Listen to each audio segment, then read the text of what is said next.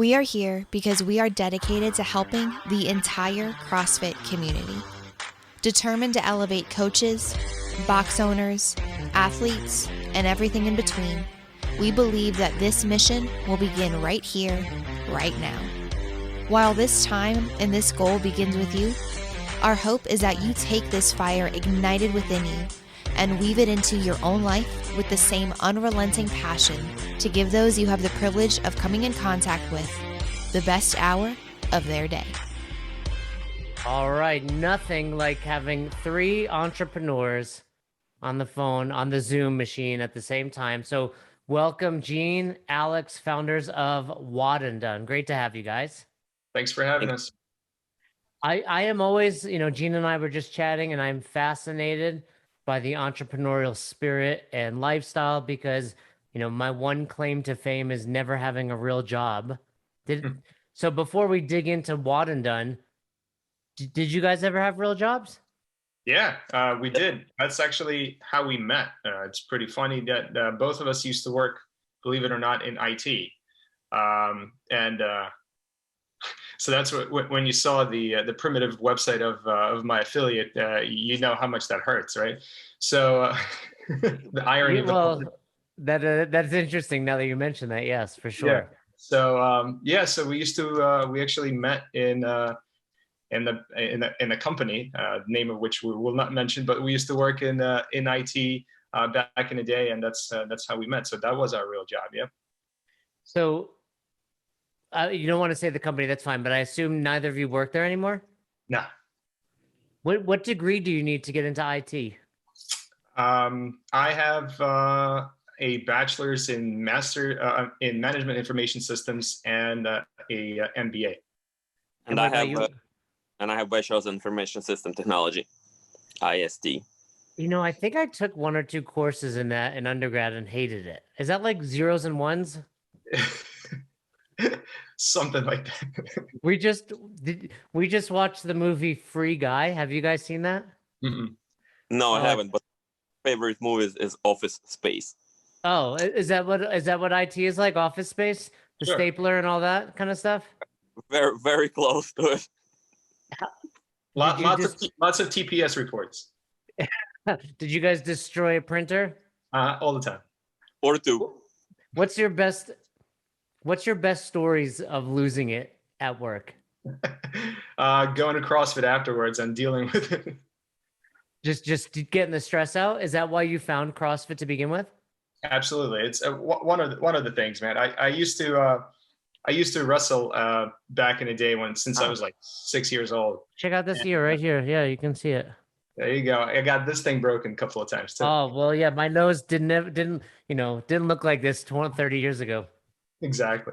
So yeah, ever since that, I had that like competitive spirit and needed to find something other than just working out.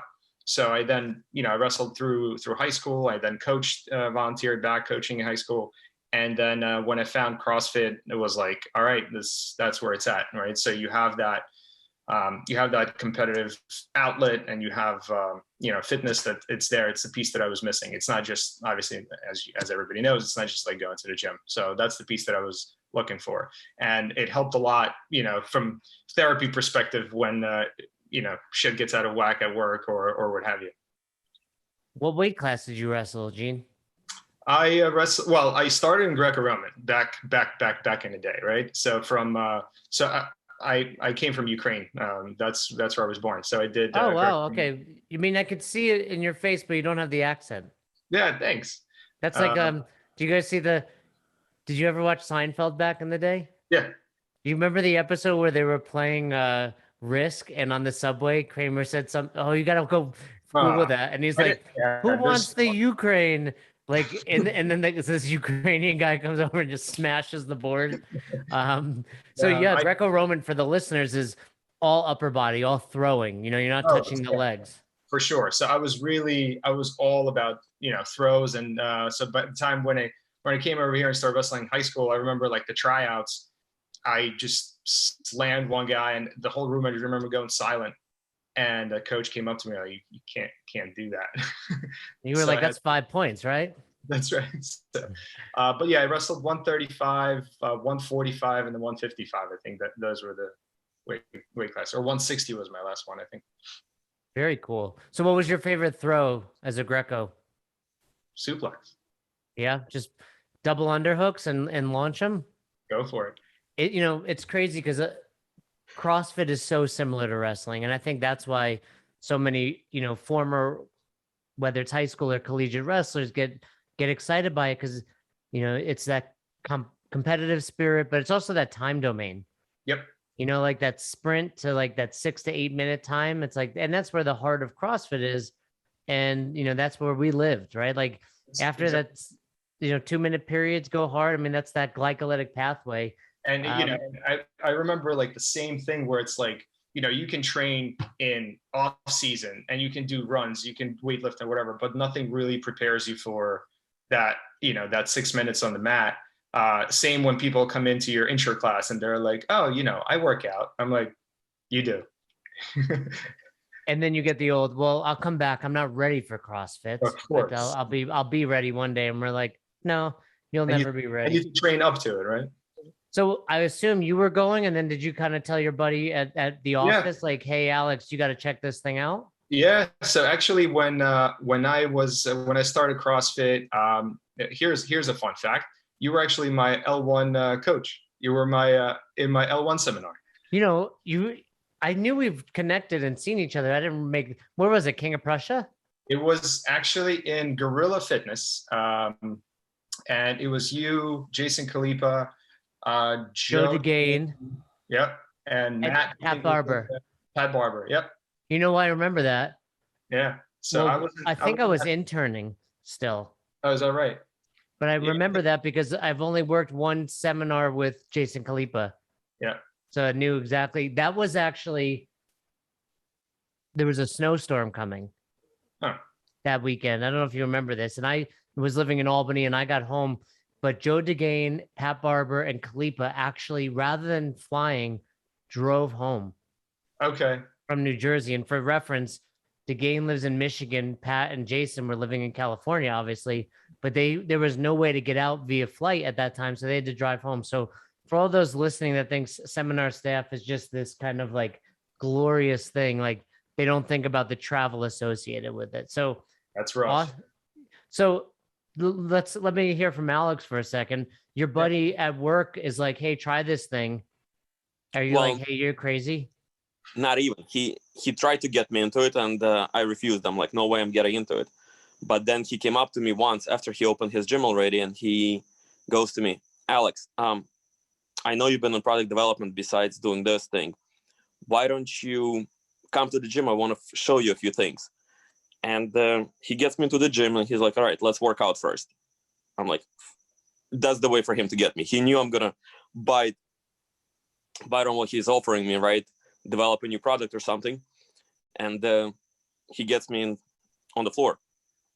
So after that, after the class, he starts telling me about this idea he has and why it's there. And obviously he wanted me to get on the bar and feel what the CrossFitters go through with their hands.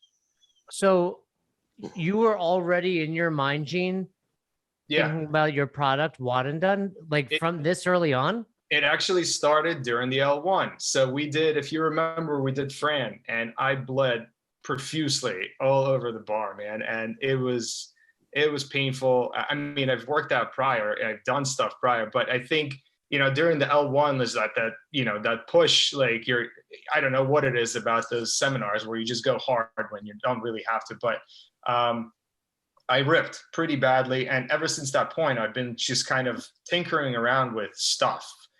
It went from like buying various grips from stores, websites, whatever, and then tinkering around with regular medical tape and just figuring stuff out, like what I can do to prevent this from happening for myself as well as for my members. Because I then started to see, when I eventually opened up the affiliate, I started seeing the same problem, right? I started seeing my members in the area where it opened up. Most of my members at that point, I would say 95% of them have never done CrossFit in the past. And jumping on the bar, I've seen a lot of damage happen pretty frequently. And as a coach and as a gym owner, you want to make sure that your members are first and foremost safe, right? And then you want them to keep coming back and not having to sit out classes and modify things all the time. So you're always looking for ways to help. So you start offering things, but I'm the type of person that would only advise something or offer a product that I personally have tested on myself. And I couldn't necessarily get a buy-in for things until I started, there has to be a different way. So then I started contacting Alex with my idea. And then that's when I damaged him. That's when I got into it. And I was like, if I'm going to do this, I have to start doing CrossFit. So it was... yeah, that makes sense. End of 2015, early 2016 that I started CrossFit. My wife started CrossFit. She's a part of the company. She helps out a lot. She has a very good knowledge in manufacturing as well. And my daughter started, I think, also 2016. She was 10 years old. So that's when she started CrossFit. That's awesome. So, Gene, how long was there between you joining? Well, let me ask you this. What box did you join originally?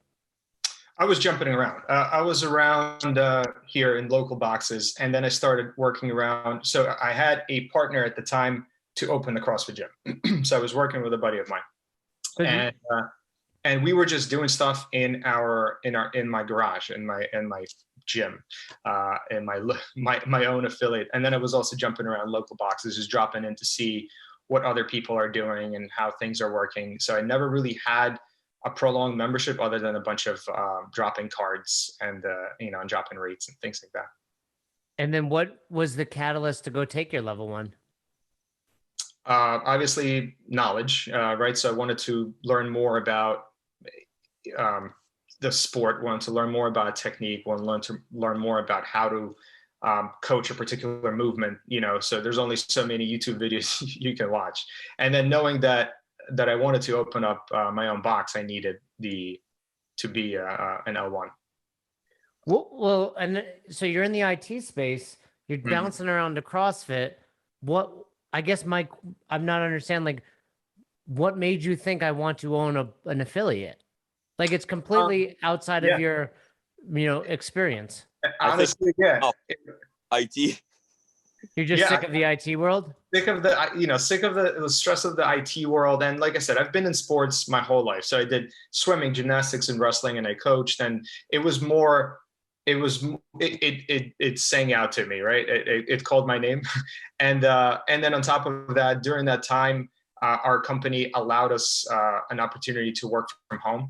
So I had more time on my hands to play around with and entertain that idea. So I was able to multitask. Cool. So you do Fran, which we don't often see at the level 1s anymore, and you're bleeding everywhere. And then that was like your aha moment.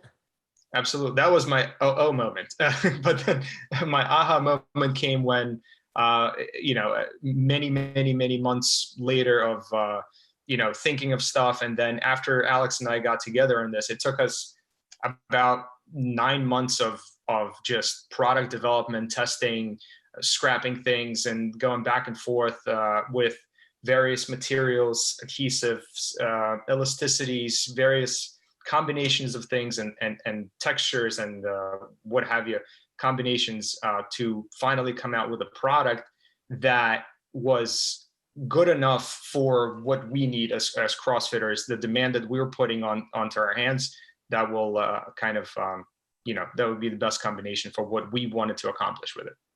Why Alex? I'm assuming there was other IT people there, right? No, well, I knew what Alex was doing. Alex was at that time, other than working in IT, he was doing a lot of product development. And having conversations when we went out for lunch, I knew his skill set and his capabilities and his drive. So we clicked. And Alex, what was that kind of process like? You're like, okay, Gene brought me in here. I felt the bar.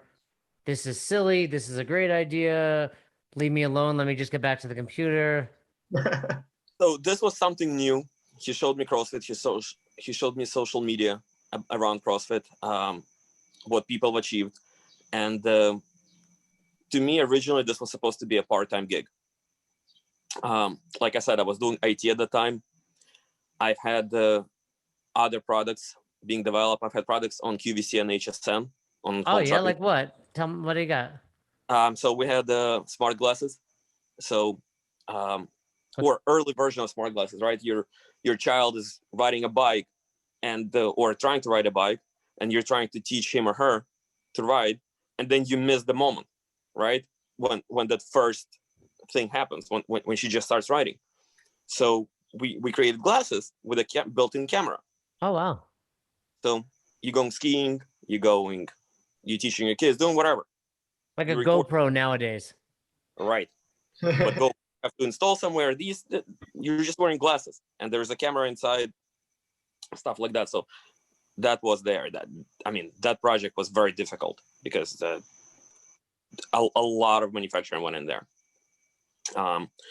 Had other products like automatic faucet. Right now, that would have been great. It's just an adapter that you screw onto a faucet. Yeah. And you just put it under, and the water flows. It takes 5 minutes to install. And you don't have to turn the faucet on? No, it's always on. It's an adapter that screws on. So people with arthritis or little kids who can't reach the sink. Can I get one of those still? I still have a few. I'll send you one. I'll give you my we need one. We got a little baby running around. Exactly. That's how I came up with that idea. I had a kid. She constantly forgot to turn off the water, or she couldn't reach. Yeah. Got tired of being all right. I'll tell you, please turn off the water. Enough.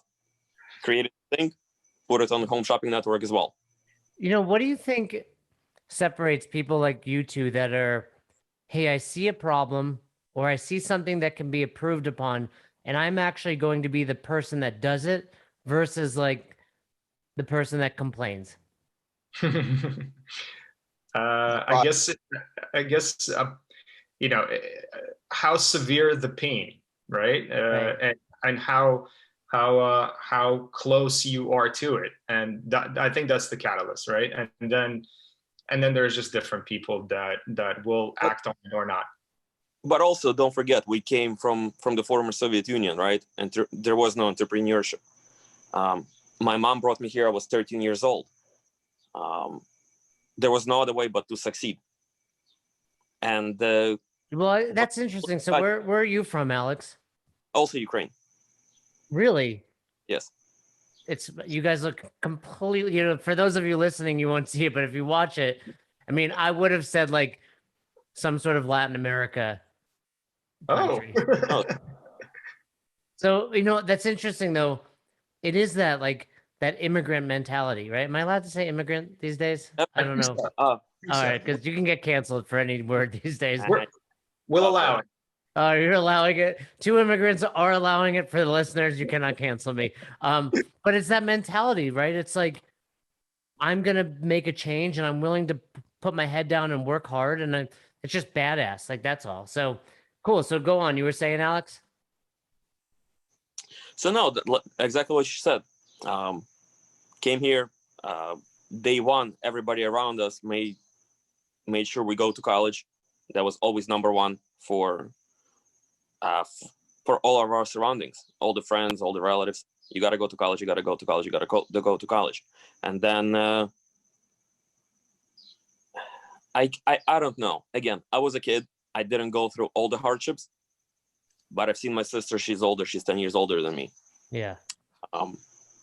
She came here. She immediately started her own businesses. She started doing daycares. That's awesome. Daycare centers. Yeah. And, she's very successful now. So she was always the one I was looking up to. So, Gene, you have how many kids do you have, Gene? At least one. I have an 8-year-old and a 2-year-old. 8 and 2. Alex, do you have children? I have 2 girls, 15 and 10. All right, that's right. You mentioned that. College? Yes or no? Absolutely. Absolutely. Yeah. Really? You guys say college? Like it's a tell you what, it's a topic of discussion that Alex and I had before. And I struggle with it. Convince me, because my parents are putting away money in this like 529C, whatever it is, like for my daughter. And I'm like, yo, just give me that cash because she's not going to college. Things change, of course, but I think there's still a great value to education.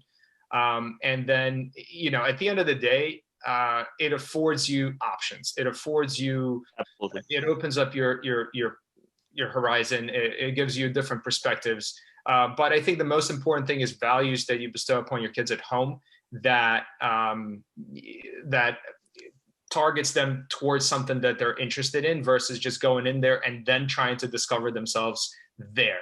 I think the timing and the drive for education should be seeking education versus having it being forced upon you. I think that's the bigger difference. And I think there's so much to be gained, with college. I have a degree in psychology, I have a master's degree, and we joke all the time that, it was a waste of time and money. It absolutely wasn't. I don't think I necessarily rely on my psych degree. I rely on the interactions I had in school. I think, at 18 years old, there's a lot of people that don't make it 4 years in college, right? Like you have to have some stick-to-itiveness and you have to be committed to it. So I agree. I joke that I wouldn't send her to college, but I also would say if she was like at 18, hey, Dad, this thing is not for me. I want to be an entrepreneur. Hopefully, I want to be a musician and make millions of dollars and give you and Mom a lot of money. I'd prefer that. But, it's good to hear from two entrepreneurs that I respect that they would still send their, or not even send, but recommend college for their For kids. sure. I mean, we've definitely both considered that conversation. And I think my master's degree was a waste, so. What's your master's in again? MBA. You got an MBA, right? Yeah. So I think that was a waste, but it was like Alex was saying, we had this mentality that was kind of like programmed into us where it's like, you go to high school, after high school, you get, there's this progression. And I think some of us just blindly follow that because of the timing and lack of options, maybe, I don't know. But now that we're second generation, I think we can have that conversation with our kids. We have a little more experience than our parents had when we came here. They had none. So I personally had to teach my parents what's happening in school, right? So I had to explain to them why we are allowed to use a calculator. In my school, back in Ukraine, you weren't allowed to have it, period. Like if you were found with a calculator in school, like you get in big trouble. TI, whatever. What was that TI? I had to come home when we first came to America. I had to explain to my mom that she had to drop $80 on a calculator. It was a joke. Like that was not happening. So I came here when I first went to 8th grade. I go into math class and we're doing fractions, and the teacher is explaining, don't use your head, use a calculator. Well, we just came here. I don't have a calculator. I know how to do fractions in my head. So I quickly do them and I'm sitting there. He comes up to me and starts telling me something. I speak zero English. Zero. I came here August 29th. I went to school September next week, almost before like Labor Day. Yeah. Right. So zero English. And you have a buddy that they assign to you who speaks both languages, and he translates that this guy just came to America. He doesn't speak English yet. Well, if he doesn't speak English, how is he solving these problems? And it was actually a very, very traumatic experience because he put me up in front of the class along with another person because he thought I was cheating. He put up his best math student and gave us problems to solve in our heads. Well, it took me time to translate it from English to Russian, solve it, because I used to think in Russian in my head, right? So I translated it into Russian, I solve it, and then I'm trying to say it, and it's really hard. I can't. So I just take a piece of chalk and I just put it on a board. Then during our citywide exams, I again finished everything, and the teacher again accuses me of cheating. Really? Absolutely, because I got 100. I don't think he's seen anybody get 100 yet. Yeah, we had similar experiences. Yeah. I think we even had the same teacher, Eugene. We talked about it. Yeah, we actually he said he came into the States on the 29th of August, and so did I. It's just. What year was this? I came in 96. And I came in 93. So yeah, so you guys are a little younger than me. What are you, almost 40?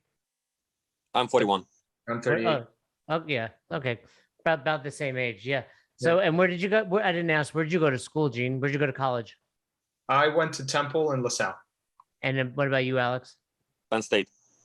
Good schools. I mean, Penn State's got a great wrestling program, by the way. They have the best wrestling program in the country. I was not a wrestler. Well, it wouldn't have been when you were there, but Cale Sanderson, probably one of the best collegiate wrestlers of all time, is their head coach, and they're just killing it. So, that's just okay. Let's get back to. I just like I told you guys, I'm just curious about this. I love it. So let's go back to WOD Done. Ripping, we're bleeding. You're like, hey, my buddy over here, also from the Ukraine, product development. He's made these glasses and this faucet thing, and now, what? So, couple questions. One, there's already products out there, right? There's tape. Yes. And I think something I was taught as a box owner is like, if you're going to make something or try to invent something, it either has to be meaningful, as in it's making a product better, or unique, as in this doesn't exist. Precisely. And so I'd say yours was more meaningful. Like tape existed, the application of tape that you created. And I'm not even just talking about the one-offs, but the fact that it's created for you. And, for the listeners, if you've never used WOD Done, the reason I don't use tape, except for my thumbs, which you guys sell as well. That was your second product, if I'm correct, which I love. But the reason I love your product so much is you don't feel like you're wearing tape. Yep. These other, people love these goat grips or whatever, like the ones that you're putting on, like, to me, I have small hands, and that makes it really hard to grip the bar. And also, if you're doing a workout that might have something outside of pull-ups, in addition, you have to constantly kind of put them on and off.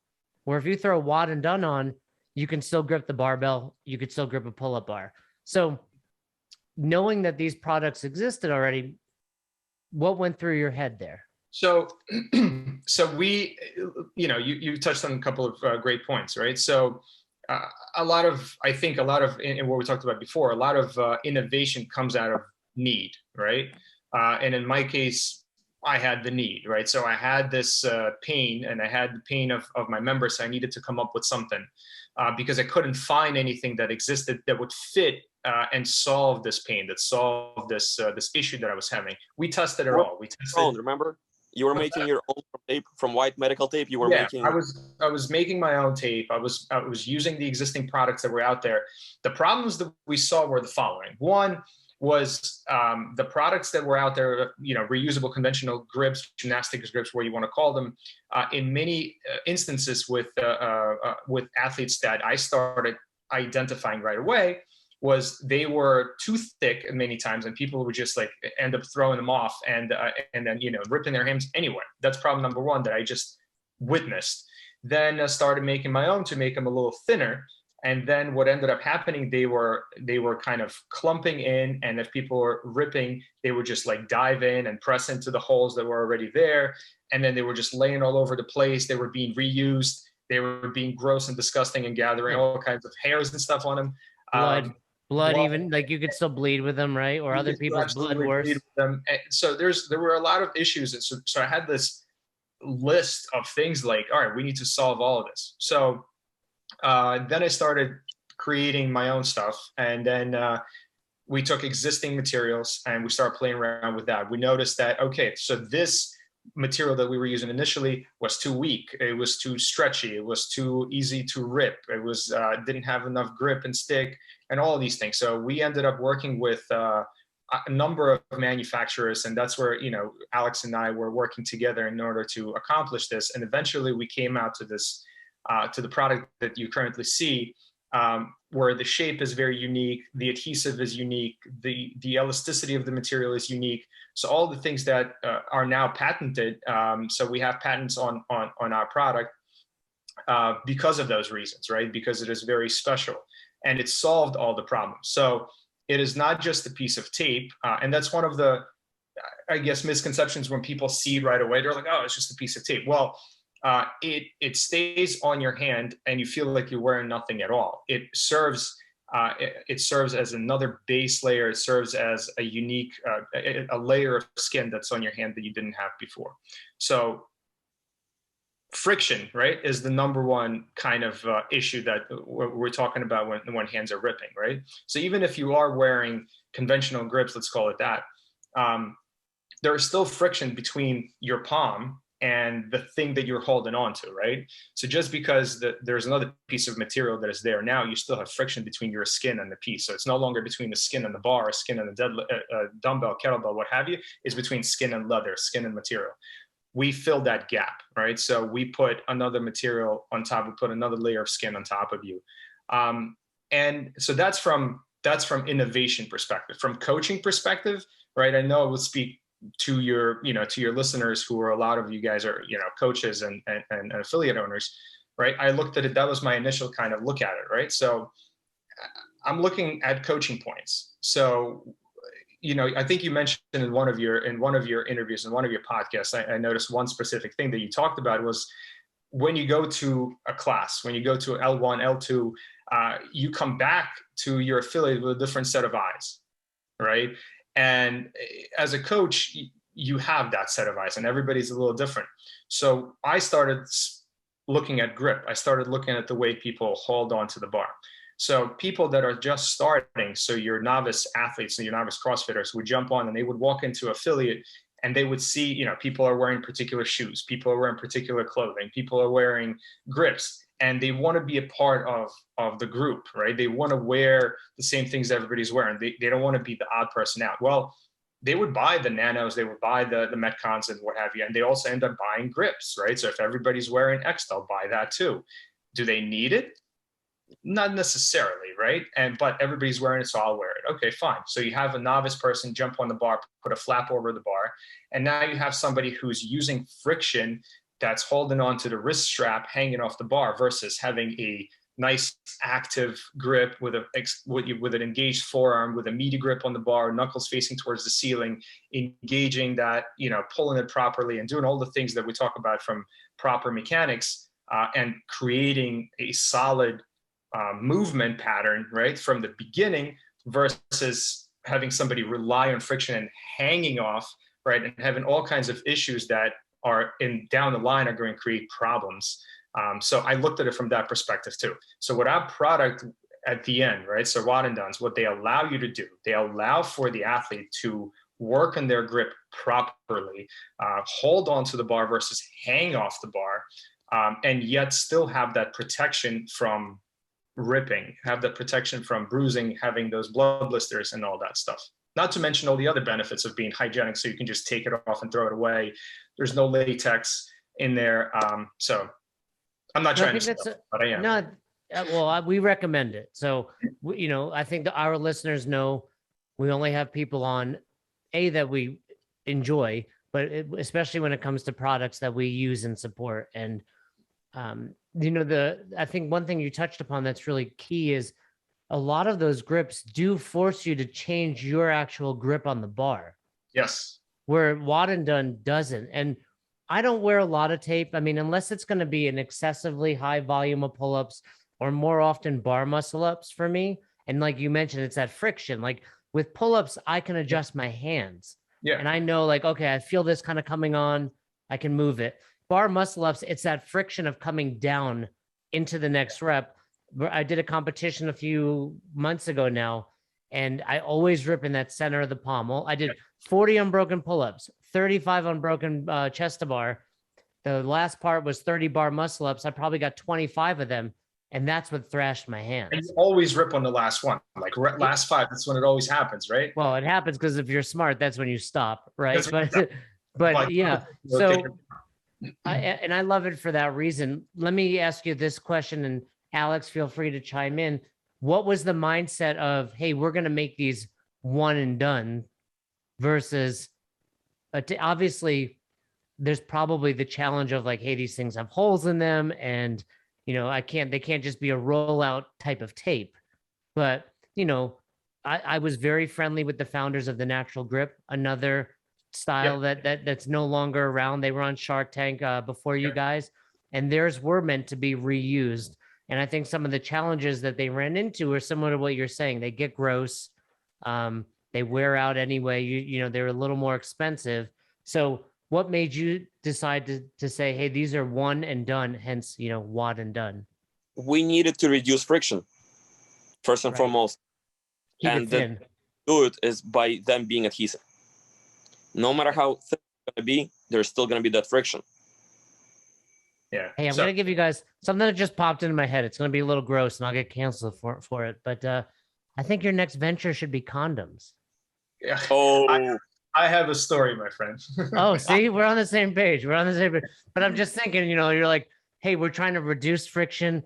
What's everybody's complaint about condoms? You know, it doesn't feel as good. It doesn't feel the same. Wear Listen, a condom, kids. If you're listening, safe sex is the way to go. But if you saw our post from April Fools, we actually created a fake product that was a WOD Done in a condom wrapper, and you know, we had people wanted to buy, and we had to have conversations with people. This is not a real product, and but maybe there's something in there, man. But we actually talk about WOD and Done exactly right there. Maybe we change the WOD to an A or something in there, and let's work out. we had you know, we like to have fun with it, man, and we have, you know, don't rip when you grip, and when ripping is not when ripping is not an option. So some of these things we just like to have fun with it. But we actually, back in the day, and hopefully you know, Jason Kalipa doesn't kill me for this, but we when we were first starting out, when I was testing products, you know, I had a very fortunate position of having my own affiliate, and my members I'm really thankful for, because they were my test dummies, right? So they tested all my prototypes, and I had that feedback live. So we were able to. What's that? That was very important. That was, I mean, we were fortunate to have that, because without it, the product development would have been just. That's kind of like the Malcolm Gladwell book Outliers, where he talks about like these people that have tremendous success. You know, the one that I always think of are the hockey players that were a little bit older. I don't know if you guys have read Outliers, great book, or the Beatles. You know, people are like, the Beatles are the best band because they had those 4 or 5 years in Germany where they played in the basement of a bar and got that practice.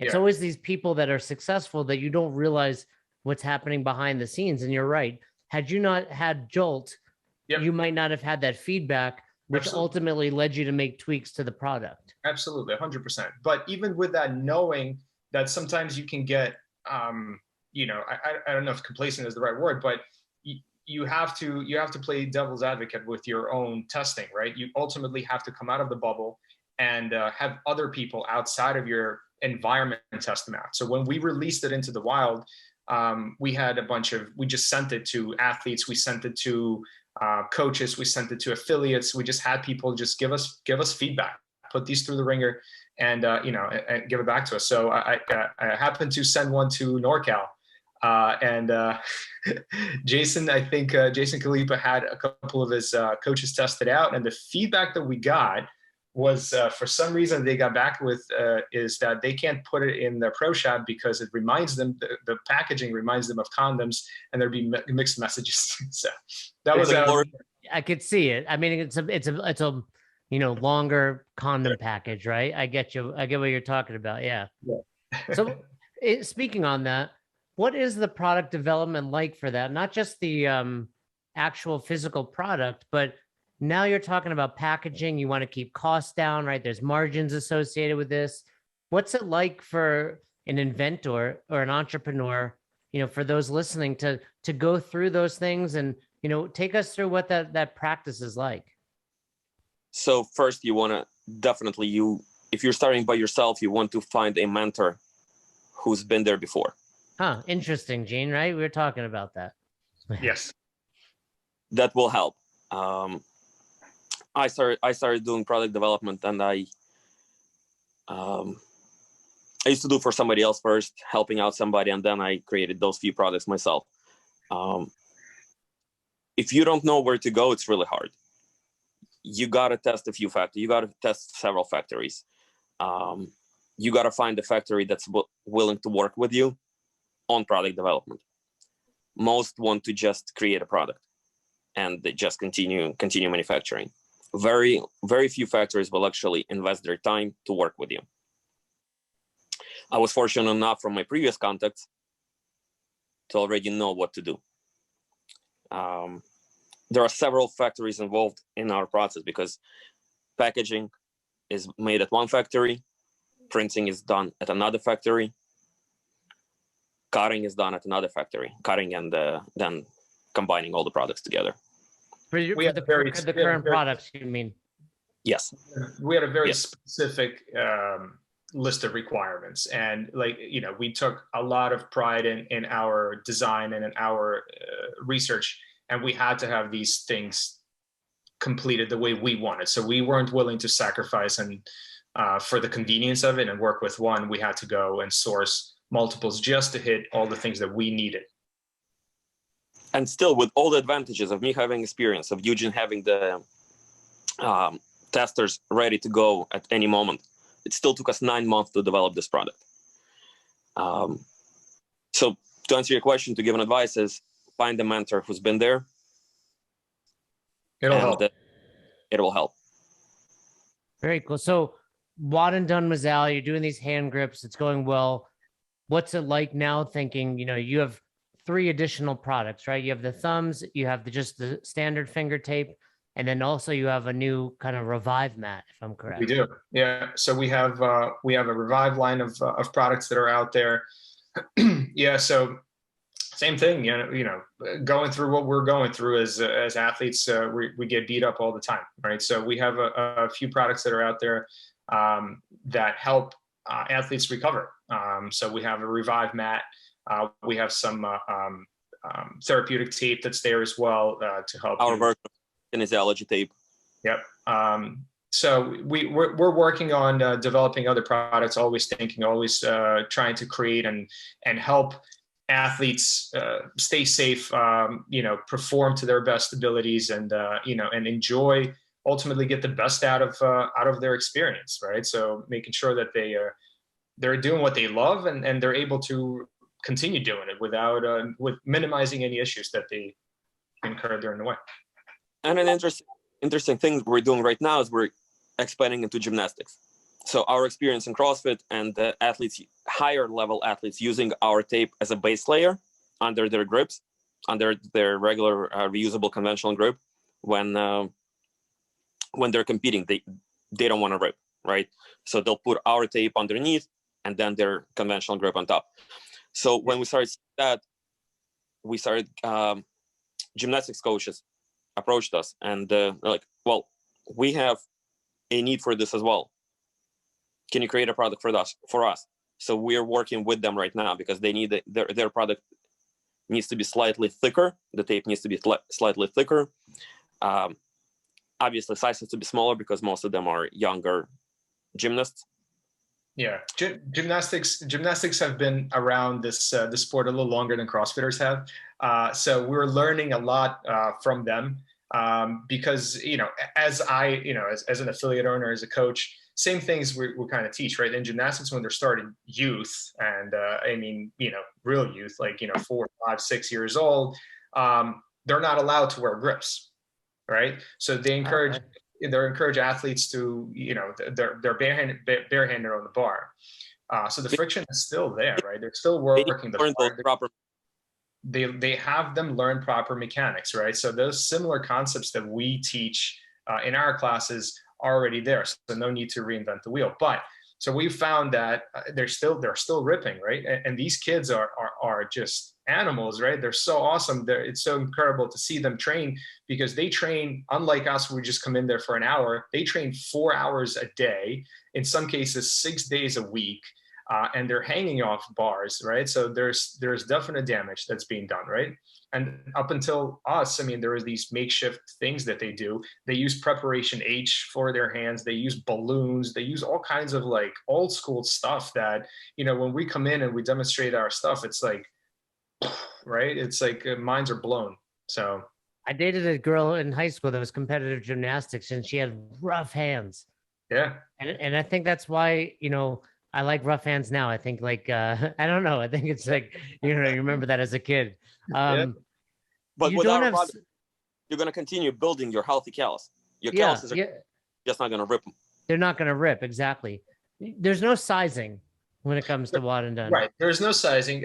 We say, short of saying one size fit all, one size fit most, right? So they are one of the things that, people, when they look at this thing, and I don't know if, for those that are going to be watching it, I'm opening up a package, but they come pre-packaged as a pair, right? So when they look at these holes initially, unfortunately, when they see this, they're like, oh, my fingers are not going to fit through them. But what we want people to do is rip the backing paper in the back here, right? So once you do that, you see that any finger, most of the fingers, can fit through it. So we encourage people to rip the backing paper as a first part of starting the application process, right? That way you can fit most of the fingers in there. And one thing I failed to mention, when it comes to, conventional reusable grips, whatever you want to call them, there's a right time for them, right? So it is a great tool, performance tool, right? So when we're talking about competition, when we're talking about, anywhere from your, box throwdown to regional games level athletes, you need that, extra few reps. And that's what that additional layer of friction will get you, right? So when you're competing. So like Alex mentioned earlier, you can use WOD Done's not only as a standalone product, but as a base layer, as another layer of skin under those reusable grips. So you get the best of both worlds. You get the friction for performance and you get protection from rips. So you're able to withstand multi-day, multi-event competitions and endure all the damage that you otherwise would have sustained. Well, I think there's a couple of good valid points there. One, yeah, a lot of people might say, hey, I don't see the games athletes wearing them. Well, maybe they're under their grips. They are. Right? So a few guys and girls at the last games wear them. Yeah, and they're just like you're saying. It's one because at the games, 13, 15 events, they need to keep their hands safe. And then secondly, I think something you said there too is like it's a performance enhancer. So meaning careful. Yeah, right. You're not going to pop for it, but at the same time, if every time pull-ups come up, you wear them, that's not the way they should be used either. At some point, like you suggested with the gymnasts, you need to develop the skill and understanding of where your hands should be, then use these on a Cindy or an Angie day where you're going to do 100 plus. I'm going to do Chelsea in my garage later today. Maybe I'll throw them on today, but I might not have thrown them on even when you're doing Fran. I know you ripped on Fran, but 45 pull-ups, different day and age too. That was early on for you in CrossFit. And back then I might have ripped as well. And also, people will say, well, the price and blah, blah, blah. It's like, if you buy a big enough pack, you're getting them for less than $1.50 a pair. You're spending more than that on your pre-workout. Like, what's more important, the junk you're putting in your body to get prepared for a workout, or what you're actually using in the workout to perform better? And the opportunity cost of then having to deal with a rip. Yeah, rip is an injury. I've posted about that. I think it's dumb. I think if you feel a rip coming on, with the exception of in competition, you should stop. I like if today's workout was a 5K and a mile in, you're like, man, my ankle is right on the verge. Would you keep running? You'd be like, no. Hey, coach, people ask me to row or bike because it's too cold out, let alone because their ankle is going to get hurt. You modify these other things. Be smart about it. Yeah. All right. We talk about people take pride in the ripping. That's an achievement. That's a badge of honor. Yeah, it's what we talk about at level ones. It's like, what's intensity? Well, I threw up. No, maybe you ate some bad Chinese food or bad Ukrainian food pre-workout, right? I ripped my hands. Okay, maybe you should have come off the bar ahead of time. Like, you're right. Back in 2007, 8, 9, it was a badge of honor. Now it's dumb. So I love the thumb. The one time or the one thing that I always tape is my thumbs. Any day I have a clean or a snatch, I get this little tiny rip under my thumbnail that freaking burns like hell if I don't do it. And it's just better, like friction, right? The same reason you want to wear it for the pull-ups, you want to wear it for your hook grip. Those people that have read my post about there's two types of people, those that hook grip and those that don't want to be strong. Maybe you just need some better tape. And and I love it because it's thin as well. Yeah. So I want to ask you a question more so about you two. You seem to be pretty solid partners. And, we talk to a lot of affiliates and box owners that have to deal with, breakups or dealing with their partner, not having the same mindset and all these other things. What's some advice you guys have on either finding the right partner or maintaining your relationship with your partner? And I'm sure there's been some behind the scenes fights, right? There always is. Not Right? ever. Never. No. Find Well- somebody who complements your skill set. So how does that work, Alex? What would you say is your skill set, and how does Gene's complement yours? So mine is day-to-day operations, product development, and I always focus on perfection. So to me, we need to create that perfect product. But sometimes Eugene will step in, and we're still modifying. We're still constantly listening to feedback. And since we launched our first product in 2016, we were able to modify a few things with the tape for it to last longer, to be more not acceptable, but to work better in Spartan races, obstacle course races, stuff like that. And my perception on this, we need to make that perfect product. And Eugene will sometimes step in and say, hey, let's release it, at least a limited version. Let's see what people say. Because you and I can work on it until forever. Yeah. And I would agree. Yeah. So that I think we complement each other in many different ways. And just like with any relationship, right? Not necessarily a business relationship, there are always going to be disagreements and fights to a certain extent, right? But at the end of the day, what makes one relationship successful is that what happens as a result of that collision. Collisions are inevitable, I think, and as a result, if you still end up going in a positive direction, and if the final product is still complementing and progressing the business forward and the relationship forward, then that's the one relationship you want to preserve. What would do you guys have a recollection of the biggest fight you've had? I don't want to rehash old wounds, but what do you got? Come on, what's the dirt, the drama? I always wanted everything had to be faster. Focus has to be on this. We're working on this. We have to get this done. And I'll be honest, sometimes Eugene's gym ownership was interfering. Yep. Because in the beginning, he wanted to do everything. He wanted to be a father, a coach, at the same time an athlete, and this new started business owner. Yep. It was tough fighting for time. Agreed. Yeah. So as an entrepreneur, as a business owner, father, and all these things, you have to make sacrifices, right? And sometimes you have to make those choices. You have to make those tough decisions, and we all grow, right? In that process, we grow and we learn which roads you want to navigate, which way you want to go. So a lot of times those are forced decisions. A lot of times those are guided decisions. And so it's a learning process. I think as long as we never stop kind of learning, I don't think you do, right? I don't know, maybe. But it's a constant thing, I think. Do you guys have another product lined up that's not announced yet? So gymnastics is the next thing that we have to really focus on now, because the market is huge and the need is there. And the feedback that we're receiving is that, guys, you can really change the way that these kids train. They will want to continue coming to the gym because they're no longer ripping their hands. We have a new version. Yeah. We have a new version that's coming out that's being currently tested. So the same process that I was able to do in my gym that was sped up, right? Because I had the ability to have my members test. We're working with a couple of gymnastics gyms that are doing that for us, right? That are testing our modified version of our product that's going to be specifically designed for the gymnasts, in that sphere. And I think it's going to be really cool to see that launch. Any advice for box owners that are hearing this, considering promoting your product, selling it at their store, anything, any best practices that have worked for affiliates with selling WOD Done? Absolutely.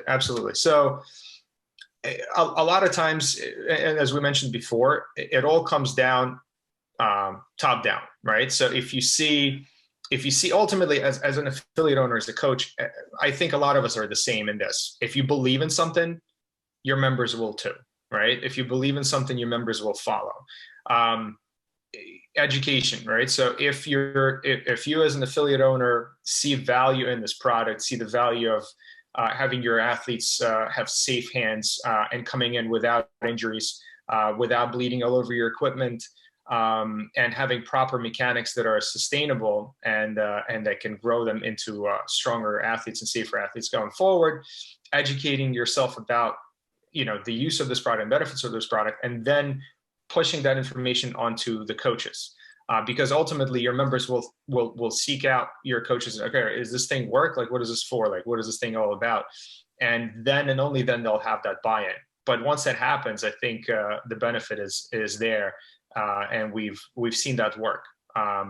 That's why we love to have these conversations with affiliates. We love to have these conversations with coaches because we like to educate them. We started pushing in our social media bunch of these educational posts where we talk about grip. We talk about the benefits of not having a suicide grip all over, on the bar, and wrapping your thumbs around the bar and having that active position, that meaty grip that WOD Done's allow for you to have, where a different grip might not, right? A different grip might encourage you to have, all 5 fingers over the bar, right? So some of these things, having that discussion, WOD Done's aid in the educational component as well. So we like to have these conversations with affiliates, right? So we're always here, and Alex, myself, and the other members of our staff, we are super involved with customer service aspect of our business, right? We're always on email, we're always in DM. So when you're contacting us, you're getting us. And if you have any questions, comments, concerns, we're always there. We reply within minutes or hours. We're always there. So if any affiliate owner has any kind of questions about anything, we're there. We have a wholesale page on our page there. So we can, if anybody's interested, if they go to woddone.com/wholesale, and there's a section at the bottom, like notes section. So if you mention best hour of their day there, first 20 affiliates are going to get a nice $50 package. Oh, this is breaking news, Gene. So boom. if someone, so if you're listening to this and you want to give it a go, if you go to the wholesale, I assume it's some sort of form they have to fill out. Absolutely. Yeah, it's a contact form. Yeah. Cool. And then drop in best hour, mention level 4 coach, Jason Ackerman, whatever you want to do, whatever's easier to remember. Cool. They'll get $50 off. And $50 worth of stuff. So we're just creating these $50 worth of stuff. Period. Yeah. Wow. Yeah. Wow, that's awesome. Be prepared. Be prepared for an influx. So, no, because I think, like, in my opinion, as a 4-time affiliate owner, tape disappears. It does. Tape disappears at your box. It leaves a mess. It gets all over the place. It leaves a residue on your bars. That's really hard to get off. People will find cheaper places to get it, right? Like go on Amazon and I can buy it cheaper. This is at least, and like you said, I think if I were an affiliate owner right now, which I am, my garage, right? Just me and my wife, though. I got to kick her out. Any new members? Yeah, I'm not accepting. We're sold out, and I'm going to kick her out for following a bodybuilding program. But I would do this. I would give at least one pair to every coach on your staff. I would have them, use it, maybe make a little bit of a video, post it on Instagram. Hey, by the way, we sell these at Best Hour CrossFit. If you want to check it out, let us know. I would probably, I'm just spitballing, so tell me if these are good ideas or bad ideas. I would probably give a discount to the first pair somebody bought. And then I would probably. Yeah. We actually, we encourage people to, we have packages of 5 and 10. So we recommend you sell it in multiples. It just makes more sense for various reasons. It's a specific product, right? It's a new product, and people make a very common mistake of assuming it's just a piece of tape. there is a specific set of instructions that we'd like to put on everywhere, right? It's on the back of the packaging. It's on our website with videos. It's on our social media. Those instructions need to be followed precisely in order for these things to work, right? They have to be applied to dry, clean hands. We have a special extra adhesive that's also being included with our products, and that's done for people that have sweaty hands, different skin compositions, oily hands, what have you. If you're doing obstacle course racing, so this thing just makes it a stronger adhesive portion. So if you follow those instructions properly, you'll have the best possible experience with this. So we encourage people to educate themselves on that process. So for that reason, one pair alone is prone to issues, right? Because people would rush, put that on the first time, and they won't read the instructions. So multiple pairs would be our recommendation, and we always recommend that. So multiple pairs is the way, because in case they screw up the first one, at least they have another one. Like, I know these things work. I just screwed this thing up. All right, I have another one. Yeah, I think that's great. And then, again, encourage them to test them out, use them in different workouts, see how they feel. Yeah. I love it. One more question. There's no pictures of you guys on your website. Why is that? I mean, you scroll down. No, come on. You guys are good looking guys. Maybe your hands, maybe a picture of your hands. Yeah, you see our hands everywhere, man. Yeah, we should. We we'll have to play. Maybe a picture of that Hulk right there. Yeah. Have you considered a hand model like George Costanza? Absolutely. Or that painting that he has, kind of. Yeah, I think that's great. He became a hand model in the episode, and then that was the Low Talker episode. He wound up burning his hands in the same episode. So go back and watch that clip of Kramer playing Newman on the subway with the Ukrainian guy. I think you guys will get a kick out of it. Will do. And as always, it's great. I just love, the CrossFit community and anybody doing good things for it, but especially a product that I regularly use and endorse. So really awesome having you on here, Eugene and Alex. And for those that are looking for more information, go check out their site, WODandDone.com. And like he said, if you mention Best Hour or myself or whatever, I'm sure he'll know. I'm sure you'll get some jokes in there about me, but send me the funny ones. Most of them everyone thinks they're funny. They're not. There'll be a short joke. It's too easy. Low hanging fruit. Send me the good jokes. Be creative. Yeah, be creative in your jokes. But really, awesome talking to you guys, and I appreciate it. Thanks, Jason. Appreciate it. So you never miss an episode of the podcast, subscribe to our YouTube channel and on all major podcasting platforms at Best Hour of Their Day. Thank you so much for tuning in and for being a part of the best hour of our day. See you next time.